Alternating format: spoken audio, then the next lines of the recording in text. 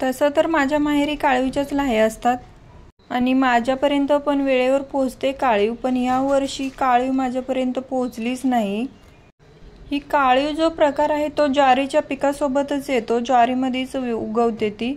आणि आपण जेव्हा ज्वारी काढतो तेव्हा ज्वारी वेगळी आणि काळीव वेगळी काढतात।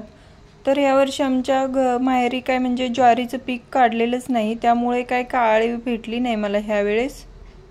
तर म्हटलं मग आपल्याला लाह्या तर बनवायच्या आहेत, तर मग म्हणून मी ज्वारीच्या लाह्या बनवायला घेतलेल्या आहेत।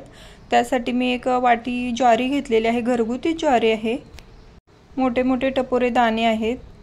तर एक वाटी ज्वारी घेतली, टोपामध्ये पाणी गरम करून ठेवलं, एक अर्धा चम्मच मीठ टाकलं त्याच्यामध्ये आणि उकळी आल्याच्या नंतर ज्वारी टाकून आहे ना गॅस बंद केला आणि 5 मिनिट मोजून गॅस बंद होता झाकून ठेवलं आणि नंतर ज्वारी पूर्ण अशी सुकवून घेतलेली। ज्वारी पंख्याखाली सुकवली,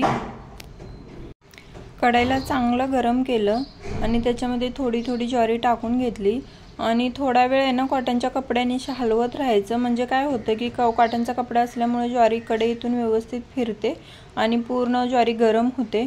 तर थोडं थोडं फुटायला लागलं की मी त्याच्यावरती झाकण ठेवलं, कारण एकदा का कढई गरम झाली की मग ते कोणाच्या बापाला पण फुटायचं राहत नाहीये। तर मग झाकण ठेवून घेतलं आणि ज्या फुललेल्या लाह्या होत्या ना त्या मी कपड्याने काढून घेतल्या आणि जो खाली ज्वारी राहिलेली होती ना त्याला परत फिरवून घेतलं आणि परत झाकण ठेवून घेतलं।